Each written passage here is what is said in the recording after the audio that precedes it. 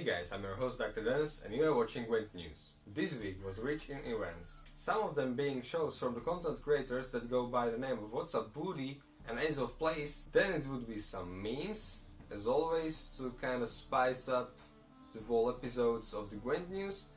Some information on the balance changes by Rizik and Pavel Burja, and concluded by a really big GWENT tournament called European GWENT Collective that's gonna take part over 8 weeks. And also there are some amazing news regarding the Netflix Witcher series. Since the release of Syndicate, many of us have experienced the really big moments that happens when playing against Syndicate.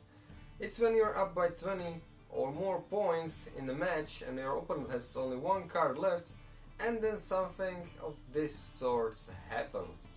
As we all know, there are some major changes coming to GWENT next month, and the CDPR's game designer for GWENT, Rizik, has stated the following.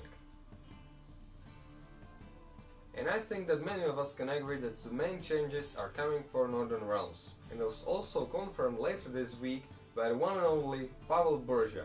Take a look yourself. Well, the most anticipated event for all Witcher fans is the Netflix Witcher series. Here's a small teaser of how it's going to look like. How about a few rounds of cards? Gwent specifically. Never play Gwent. Wouldn't mind a few rounds of Gwent. Wouldn't mind a few rounds of cards. Up for a few rounds of Gwent? Okay. All jokes aside, there's the real teaser. I remember hearing stories about witches. Is it true what they say? Elves are the original sorcerers of the continent. When humans and monsters arrived, elves taught the humans how to turn chaos into magic. And then... A really interesting theory has been brought up by a Reddit user by the name of SMickey55. It revolves around the card Wheel of Fortune, where supposedly the woman on the wheel could be Gudrun. But many GWENT players have agreed that this is probably not true, as it would really undermine Gudrun as a leader. Another meme that perfectly sums up opinions of numerous players is this one.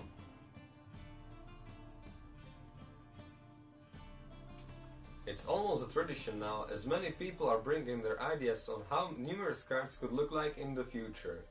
I'm not going to talk about this too much, as it would take a big part of this video, and I know that you don't like really long videos and you like it short. That's what she said. Probably not what she said, right? Aside of that, more of the GWENT card suggestions you can find down in the description, and I might as well make a standalone video about this next week, so keep your eyes peeled for that. And that's for the card suggestions, yeah.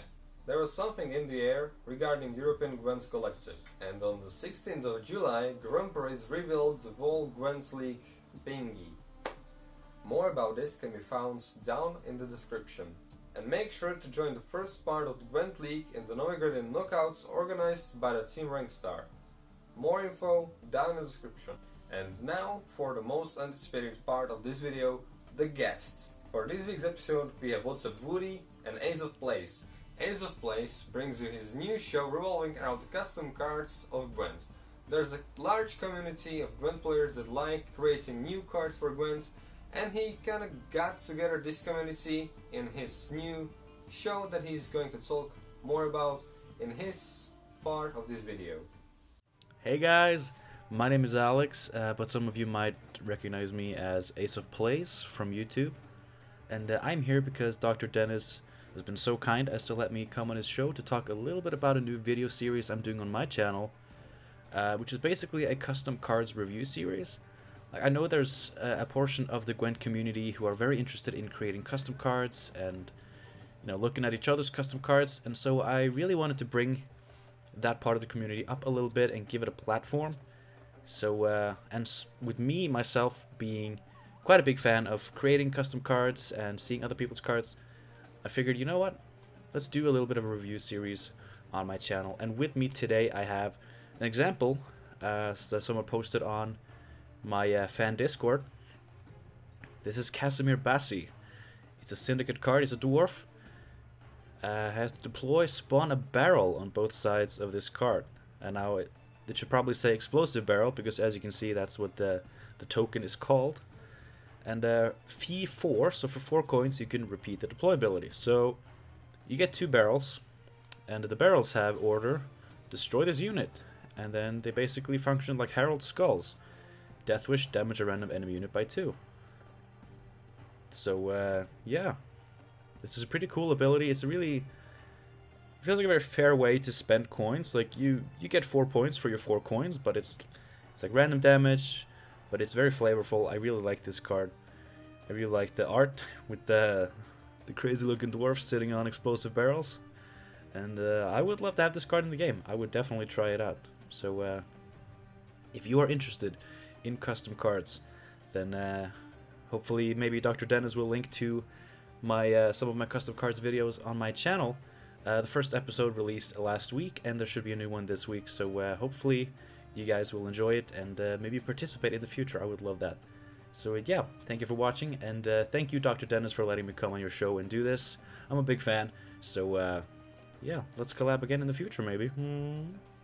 But yeah, thanks for watching. Have a good one. And the other guest is What'sUpWoody, who brings his new podcast and also brings some ideas on how new cards could look like. What's up, guys? Woody here from What'sUpWoody, and if you didn't know, I'm a Twitch streamer and a GWENT YouTube content creator. Before we dive into the meat, a big, massive thank you to Dr. Dinas for having me on this week's show. I check the show out every week. I love the GWENT news, and being part of it is a genuine privilege. So, massive thank you to Dr. Dinas. Now, as I said, I'm a Twitch streamer. I also host a fortnightly GWENT podcast called What's Up GWENT, but we kind of plugged that at the end.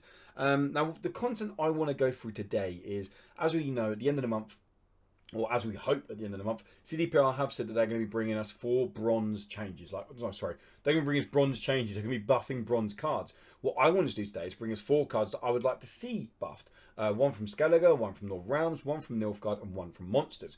Now, these aren't necessarily, I don't know anything about these cards. I don't know anything about the updates. So these are completely off the cuff. These are cards that I don't see played very often. Maybe if we change them this kind of way, made them sink in with the archetypes or mechanics of that faction a little bit more, maybe to get more play. Now, I'm on a tight schedule. There's 4 cards to get through, so I'm going to dive straight into it. I will say I've taken the inspiration here from going through Syndicate and Skellige cards and working out, on average, those cards seem to be most, like the powerful bronzes from those factions, normally get anywhere between 8 and 12 value before they get removed, before they get answered, which is a lot. Sometimes you get more, sometimes you get less. But on average, I felt like they kind of got anywhere between 8 and 12 value. So that's kind of where I've gone for as a ballpark figure on these guys here. But anyway, diving straight into it, kicking off with the main guys, Nilfgaard. Let's be honest, they are the best ones. We're going to go for the Nilfgaardian Knight. It's down here a little bit. Nilfgaardian Knight, if you don't know what this guy does, when he deploys, boosts an enemy unit by 2. This card is very situational. Have to play him on blue turn 1, otherwise you're boosting an enemy unit. The only other time it's good is maybe if you're playing into a Leo or a Geralt, getting a unit over 8 power. What I would like to see done with this guy, to link in more with Nilfgaard, in kind of messing with your opponent's synergy, messing with your opponent's deck, is exactly the same as it is at the moment. So if you play it and there's no cards on the board, he doesn't boost anything, he just plays for 6. 5 for 6, good value. But if you play him when there's cards on the board, so play him for 6, boost an enemy unit. If you boost an enemy unit, discard the top card from your opponent's deck. It plays into mill, it plays into messing with that synergy more. I know a lot of people don't like mill. I'm just saying it does play into what Nilfgaard are aiming to do. And they're really struggling for an identity at the moment. I feel like making them so they can mess with your opponent's synergy even more is brilliant. I think this card gets a lot more play if you make this guy come out. If you boost an enemy unit by 2, you're giving them 2 points, but hey ho, I'm going to take the top card from your deck as well. That's Nilfgaardian Knight. Up next, we wanted to, like I said, I'm going to rattle through these guys because I don't want to overstay my welcome for Dr. Dinas. That guy is a hero. So next we're going to go to Temerian Knight. So this guy here, Temerian Infantry.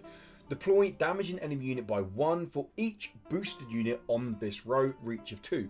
Now, this card doesn't get played very often. Understandably, in the current meta, there's not much stays boosted. There's a lot of face aggro, a lot of face removal.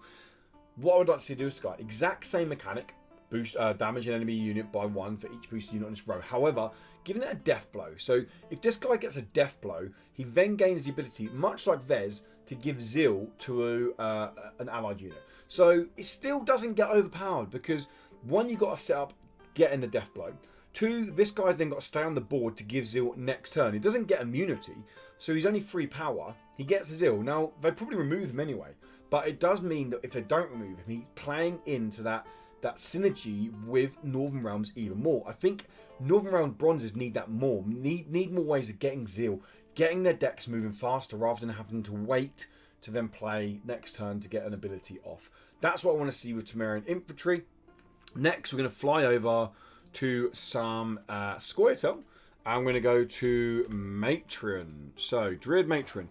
Every hour turn, on turn end, move to the rightmost spot on this row. Then boost the allied unit on the left by 1. Keep it exactly the same. But what I would like to see here is if you have another Druid on the board, boost that unit by 2.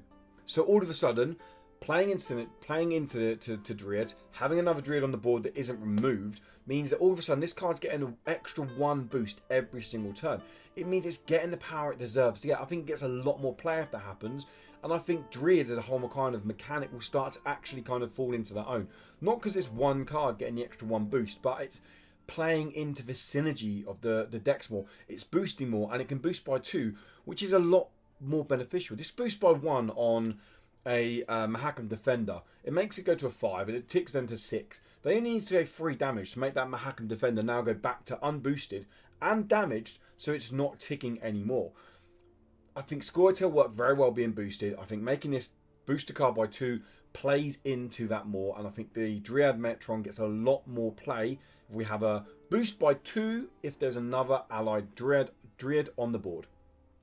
Final card I've got for you guys that I went through, and it's kind of cheated here because I changed the mechanics of one. I was like, wait a minute, that's too similar to another card. I need to change the mechanics. That one. But anyway, Ice Troll. Come on, guys. Let's be honest, okay? When was the last time Ice Troll was in your deck? Probably never. Ice Troll. Every allied turn, on turn end, if you control fewer units than your opponent, boost up by 1. This mechanic's dead. CDPR made a limit on artifacts and low units. So, yeah, you can run 12 non-unit cards in your deck. Yes, you might be able to get this guy going. I very much doubt you're ever going to get this guy going. I very much doubt he's ever going to get played or value in the current state of the game. What I would like to see happen with Ice Troll, you see there, he's got a big rock in his hand. He's got a big club hand. He can throw stuff. That's where I've gone with this. He can throw stuff. So what we can go with here is, what I'd like to go with here is, much like Cyclops, destroying an adjacent allied unit and damaging enemy unit by that unit's power. However, give this guy Death Blow. So then, if you kill the unit with that throw of your allied unit, Ice Troll gains Thrive, and all of a sudden you're playing into that big point slam mechanic. You're actually giving this guy play. This guy's going to he's going to see the board. He's not going to be stuck in the deck library anymore. This guy's going to see the board. He's going to get some fresh air. He's going to take it in, and that's what we need. We need to get Ice Troll out there and get some fresh air. Now, you might think, well, fine, do that with Ice Troll. Well, why not do that with Cyclops? Well, why would I ever run Cyclops? Very good question. Which is why I would change Cyclops' ability. Keep it exactly the same. However, give him Death Blow as well. But now, keep him at 6. Keep Ice Troll at 5. Because Cyclops' ability is, if he gets Death Blow, if he destroys a unit with throwing over your allied unit at someone, banishes that unit. Now, you might go, that's insane. That's so powerful. Yeah, okay, maybe it is. But let's say we're throwing at Roach. Let's say we'll take a 3-cost allied unit. We throw it at Roach. We banish Roach, okay? So we've got 4 points here. These are 6 provisions. You've got 4 points body power, okay? You've then banished a 3-cost card, so you're saving a 3-point play later on. And then we are doing 3 damage. He's getting 10 value, which is on average what Syndicate and Skellige bronzes are getting consistently. So why not give this guy a chance to get 10 value? That's what I argue. But anyway, that's my kind of quick run through of bronzes, or the idea of bronze mechanics I would like to see change when CDPR treat us at the end of the month. Hopefully at the end of the month with these bronze changes. But anyway, that's going to wrap up, guys. I don't want to take any more of your time, any more of Dr. Dina's this time. Once again, dude, thank you so much for having me on the show, man. It's a really cool show. I'm proud to be part of it. Proud to be part of the TRS family, and proud to be working with you, man. It's awesome. And everybody else there, thank you so much for watching. Keep watching Dr. Dina's, man, because he is a dude. Absolutely. And he likes meal. He might keep that quiet, but he does like milk. Last thing I want to plug, guys, is as I said, I do host a fortnightly Gwent podcast. We talk about current meta, we talk about decks, we talk about anything. We just chew the fat on Gwent. We sit down as friends and chat for an hour about Gwent once a fortnight. We'd love for you guys to check it out. It's available on Spotify, it's available on YouTube, it's available on SoundCloud, it's available on iTunes, it's available on pretty much every podcast service. So if you want to check it out, it's called What's Up Gwent. When you can check it out there. Maybe even Dr. Diaz might throw a link in the description. I've just given him more work to do. Sorry, man. But anyway, that's the wrap up, guys. I've taken enough of his time. I've taken enough of your time. You can find me at What'sUpWoody on YouTube and on Twitch. And until I see you guys next time, thank you so much for stopping by and checking out Dr. Dinas's news video. And Dr. Dinas, thank you so much, dude, for having me. Peace. This was it for this week's episode. Let me know down in the comments what would you like to see in the future in the Gwent news. And also, who would you like to see as a guest? If you like the video, be sure to like, subscribe and share, and all the other stuff that's all the different YouTubers say at the end of the videos. It kind of goes naturally. I cannot blame them for that, because I also say it even if I don't want to. So, bye now and see you next week in Gwent News.